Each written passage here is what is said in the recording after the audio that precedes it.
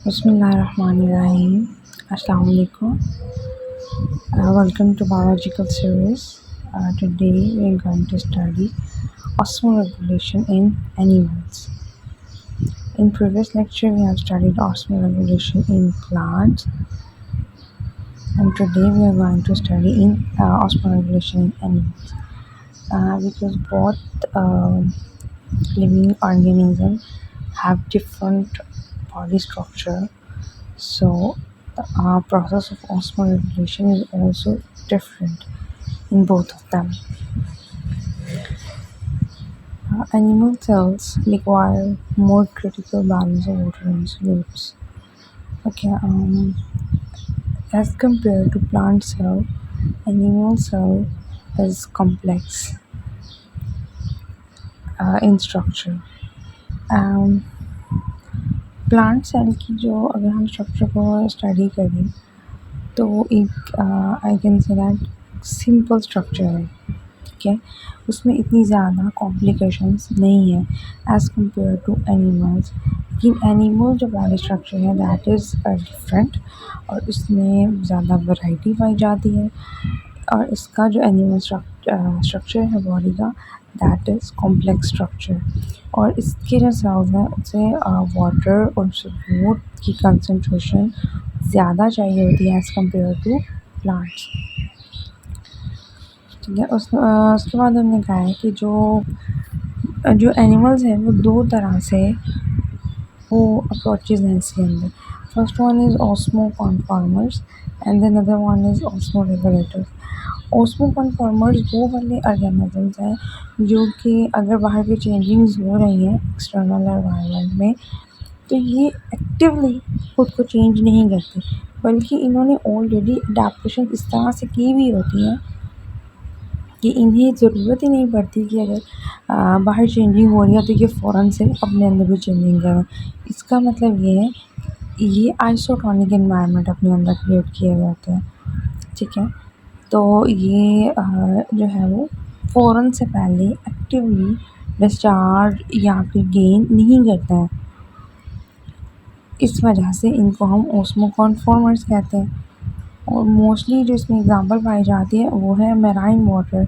Zone सी organisms marine environment में रहते हैं वो ऑर्गेनिजम्स को हम ऑस्मो कॉन्फॉर्मर्स कहेंगे, क्योंकि वो एक्टिवली खुद के अंदर चेंजेस नहीं करते हैं जैसे ही एक्सटर्नल एनवायरनमेंट में चेंजिंग आ रही है। Second one is osmo regulators. ये वो वाले हैं जो कि जैसे ही बाहर एक्सटर्नल एनवायरनमेंट में चेंजिंग आएंगी ये फ़ौरन से पहले खुद के अंदर चेंजेस करेंगे। मतलब कि इनका एनवायरनमेंट इंटरनल आइसोटोनिक नहीं रहता, या हाइपोटोनिक होता है। अब हाइपोटोनिक में क्या करेंगे, डिस्चार्ज करेंगे, ठीक है। एक्सेस वाटर का फ़ौरन से डिस्चार्ज करेंगे ताकि खुद को आइसोटोनिक कंडीशन में लेकर आएँ। और हाइपोटोनिक में क्या करेंगे, फ़ौरन से गेन करेंगे। ये तो उसकी एग्जांपल्स हैं। इसमें जो है वो फ्रेश वाटर और टेरेस्ट्रियल एनवायरनमेंट के ऑर्गेनिजम्स जो हैं वो पाए जाते हैं। उसके बाद हम बढ़ेंगे मेराइन जो इन्वायरमेंट है उसके अंदर जो ऑर्गेनिजम्स हैं वो किस तरह से अपने आप को आइसोटोनिक इन्वायरमेंट में रखते हैं, और वो उनको मतलब फ़ौरन से पहले चेंजिंग्स क्यों नहीं करनी पड़ती हैं, और वो अपने अंदर आइसोटोनिक इन्वायरमेंट को किस तरह से मेंटेन करके रखते हैं। इसमें जो एग्जांपल्स हैं वो हैग फिशेस हैं, ठीक है। ये वर्टिब्रेट्स के अंदर फॉल करती हैं hag fishes. Marine water as we all know that कि जो सी वाटर होता है उसका मेराइन वाटर होता है, और दे आर साल्टिश इन नेचर, ठीक है। उसके अंदर साल्ट की कॉम्बिनेशन ज़्यादा as compare to fresh water. आप कभी ड्रिंक नहीं करना चाहिए because they are not purified, लेकिन उसके अंदर साल्ट की कंसनट्रेशन ज़्यादा होती है मेराइन के अंदर, ठीक है। उसके इसमें मतलब ये बता रहे हैं कि जब उन्हें ऑस्मो रेगुलेशन करनी होती है तो वो क्या करते हैं कि अपनी गिल्स के थ्रू साल्ट को एक्सक्रीट कर देते हैं, मतलब निकाल देते हैं अपनी बॉडी से। इनके जिस तरह लीव्स के अंदर जब उन्होंने ऑस्मोरेगुलेशन करनी थी तो वो क्या करते थे, लीव्स के थ्रू ट्रांसपायरेशन करते थे, वो एक्सेस वाटर को निकालते थे। तो उससे क्या होता था, उनकी ऑस्मोरेगुलेशन। इसके अंदर ऑस्मोरेगुलेशन किस तरह से होगी कि ये अपने जो हैग फिशेज़ हैं उनके अंदर उनकी बॉडी स्ट्रक्चर में एक स्ट्रक्चर है जिसे हम गिल्स बोलते हैं, वो उन गिल्स के थ्रू सॉल्ट को एक्सक्रीट करती है। क्यों सॉल्ट को एक्सक्रीट करती है? बिकॉज़ उनका जो एनवायरनमेंट है वो सॉल्टिश इन नेचर है। इसका मतलब है कि उनकी बॉडी में साल्ट की प्रेजेंस ज़्यादा होगी, इस वजह से अब वो सॉल्ट को जो है वो एक्सक्रीट करते हैं to for the process of osmoregulation.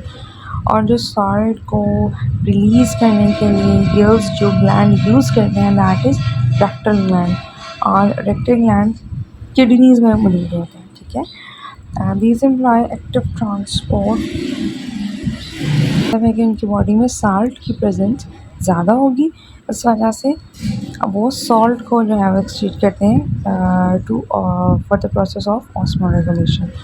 और जो सॉल्ट को रिलीज़ करने के लिए गिल्स जो ग्लैंड यूज़ करते हैं दैट इज़ रेक्टल ग्लैंड, और रेक्टल ग्लैंड किडनीज़ में मौजूद होते हैं, ठीक है। दीज एम्प्लॉय एक्टिव ट्रांसपोर्ट, वो किसकी डिसेंडेंट्स हैं, ठीक है, फ्रेश वाटर की, मेराइन वाटर की, और सी वाटर की, या ऑल ऑफ देम।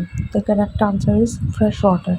क्योंकि इसमें कॉमन सेंस ये भी यूज़ की जा सकती है, अगर नहीं पता कि कौन सा है तो जो मेराइन और सी है वो एक ही ऑर्गेनिज्म के एनवायरनमेंट को कहा जा रहा है। मेराइन मेराइन एनवायरनमेंट भी वही है, और सी वाटर एनवायरनमेंट भी वही है, लेकिन जो फ्रेश वाटर है दैट इज़ डिफरेंट। तो उन्होंने ये यहाँ पे क्लियरली बता दिया है हमें कि जो बॉनी फिशेज़ हैं वो फ्रेश वाटर की डिसेंडेंट है। बाद में ये जो है वो मेराइन बन गई थी, और वो constant use from their hypertonic body fluids to hypertonic environment. These fishes have adapted themselves to drink large amount of seawater and excrete concentrated urine, resulting in maximum salt excretion and minimum water loss. Osmoregulation has enabled the animals and plants to distribute themselves in wide range of habitats. Definite habitat भी तो depend कर रहा है, ठीक है, दोनों plants हो या एनिमल्स हो उनका हैबिटेट पे ही डिपेंड करता है कि उनकी ऑस्मोरेगुलेशन किस तरह से होनी है, ठीक है। ये नीचे अभी उन्होंने डायग्राम शो कर दिया मेराइन और फ्रेश वाटर की, इसमें आप देख सकते हैं जो आगे ऊपर पैराग्राफ में एक्सप्लेन किया था वही नीचे डायग्राम बना के तो उसको हाईलाइट मोर अप्रोप्रिएट वे में बता दिया। उसके बाद हम पढ़ते हैं फ्रेश वाटर एनिमल्स। अब फ्रेश वाटर एनिमल्स जो हैं वो कॉन्स्टेंटली ऑस्मोटिक फ्लडिंग का शिकार होते हैं। फ्रेश वाटर के अंदर सॉल्ट की कंसनट्रेशन कम होगी, वाटर की कंसनट्रेशन ज़्यादा होगी। अब जो मेराइन थे उसकी हमने एग्जांपल पढ़ी थी हैग फिशेस। इसमें जो एग्जांपल्स आएंगी वो आएंगी प्रोटोजोआ, अमीबा, पैरामीशियम। ये थ्री इन्होंने यहाँ पे जो है वो एक्सप्लेन किए हैं कि ये तीन लिविंग ऑर्गेनिज्म ऐसे हैं जो कि फ्रेश वाटर में रहते हैं और इनके अंदर सॉल्ट की कंसिस्टेंसी कम है as compare to marine water, ठीक है। इनमें वाटर की कंसिस्टेंसी ज़्यादा है, और ये क्या करती हैं, ये वाटर को पंप करेंगे। ज़ाहिर बात है वाटर ज़्यादा है तो ये वाटर की जो है वो एक्सक्रीट करेंगे वाटर को, और जिस बॉडी स्ट्रक्चर के थ्रू ये करेंगी that is contractile vacuole. Marine bodies के अंदर गिल्स थी, ठीक है, और जो कि उनकी किडनी में मौजूद थे, जो कि उनकी किडनी में मौजूद रेक्टल ग्लैंड जो था वो जो है वो हेल्प करता था रिलीज़ करने के लिए सॉल्ट को, और यहाँ पर वाटर जो है वो रिलीज़ होगा और कंट्रैक्टाइल वैक्यूल्स के थ्रू रिलीज़ होगा। ये मैं आपको साथ साथ डिफरेंस बता दी जा रही है। अगर फॉर एग्जांपल डिफरेंस आए, difference between marine and fresh water, तो you may know the points. आप इन पॉइंट्स को मेंशन आउट करेंगे, you will get good grades. Okay, many freshwater animals, including fishes, remove excess water by producing large volume of very dilute urine. Definite बात है जब water की consistency ज़्यादा है तो urine in dilute form and the loss of salt is compensated by the preference of salt containing food and by active uptake of salt by gills and skin. अच्छा marine के अंदर क्या आ रहा था कि वो गिल्स के थ्रू क्या कर रहे थे, रिलीज़ कर रहे थे सॉल्ट को। क्यों? क्योंकि उसमें सॉल्ट की कंसिस्टेंसी ज़्यादा थी। यहाँ पर क्या होगा कि यहाँ पर सॉल्ट की कंसिस्टेंसी कम है। जब सॉल्ट की कंसिस्टेंसी कम होगी तो ये सॉल्ट को अपटेक करेंगे किसके थ्रू, गिल्स के थ्रू और स्किन के थ्रू। ये अब डिफरेंस आ गया दोनों के अंदर। उसके बाद है टेरेस्ट्रियल environment.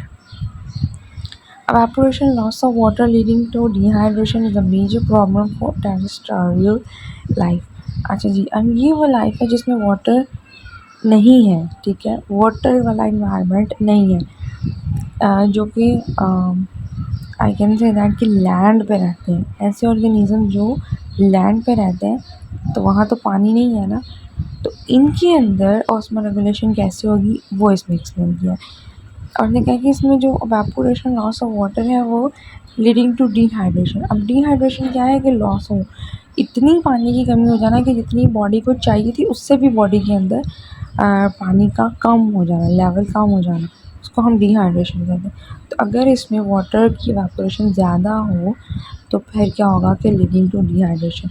अब इसकी एग्जांपल इस तरह से है कि अगर हम डेज़र्ट वाले एरियाज़ को विज़िट करें तो वहाँ पर अगर कोई ऑर्गेनिज़म हो, फॉर एग्ज़ाम्पल हम कोई इंसेक्ट की बात करते हैं तो वहाँ पर they try to find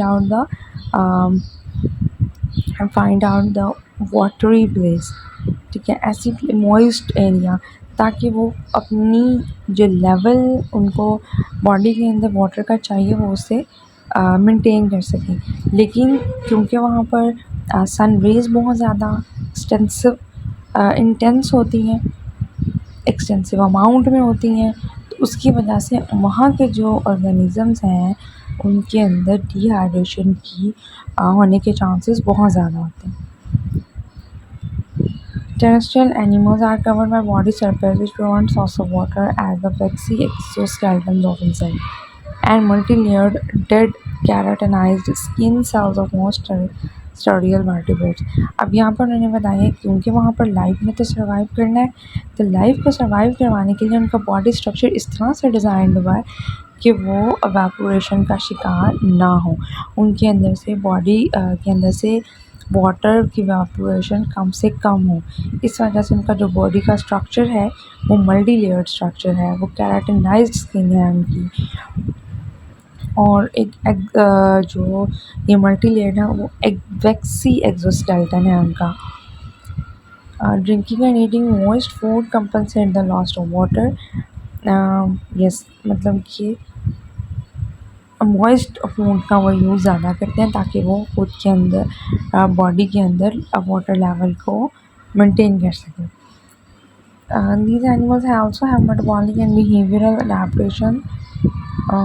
For example, kangaroo rat survives without drinking water by feeding on seeds of desert plant, more carbohydrate. अब जाहिर सी बात है जहाँ पर वाटर की कंसंट्रेशन ही कम है, जहाँ वाटर एक्सेसिव अमाउंट में है ही नहीं, तो वहाँ पर रहने के लिए कुछ तो चाहिए ना ख़ुद को ज़िंदा रखने के लिए। तो उन्होंने ये एग्ज़ाम्पल दी हुई है कि कैंगरू रैट जो है, क्योंकि वहाँ पर पानी नहीं है, पानी की कमी है बहुत ज़्यादा, तो वो सर्वाइव किस चीज़ पे कर रहे हैं, वहाँ पर मौजूद डेज़र्ट प्लांट पे। डेज़र्ट प्लांट के अंदर मोर कार्बोहाइड्रेट होते हैं जो कि उनके मेटाबॉलिज्म के लिए वाटर को प्रोड्यूस करते हैं। और जो टेरेस्ट्रियल एनिमल्स हैं वो कंसनट्रेटेड यूरिन जो है वो रिलीज़ करते हैं, और जो कंसनट्रेटेड यूरिन होता है उसमें से भी उनकी बॉडी रीअब्ज़ॉर्ब कर लेती है वाटर को, क्योंकि उन्हें क्या चाहिए, पानी चाहिए, पानी की पहले से ही कमी है, तो वो जैसे एक्सक्रीशन वाला प्रोसेस होता है तो उसमें से दोबारा से रीअब्ज़ॉर्ब किया जाता है, वाटर रीअब्ज़ॉर्ब कर लेते हैं, और जो बाकी डेब्रिस बच जाते हैं उसको एक्सक्रीट किया जाता है। तो वहाँ डेज़र्ट वाली जो लाइफ है उसके अंदर उनकी बॉडी स्ट्रक्चर्स के अंदर चेंजिंग्स हैं एज कम्पेयर टू मेराइन और fresh water environment. Terrestrial animals can tolerate dehydration and it differs in various animals. This characteristic is known as anhydrobiosis. ये भी एक डिफाइन है ये भी एक डेफिनेशन है जो कि एग्जामिनर पूछ सकता है और ये एक अच्छा आंसर बन सकता है और ये एक एमसीक्यू लेवल पे भी पूछा जा सकता है कि एनहाइड्रोबायोसिस टर्म क्या है। तो ये वो टर्म है जो कि यूज़ होती है टेरेस्ट्रियल एनिमल्स के लिए और इस टर्म का मतलब क्या है कि they have the ability to tolerate dehydration. Simple, very simple. That's enough for today.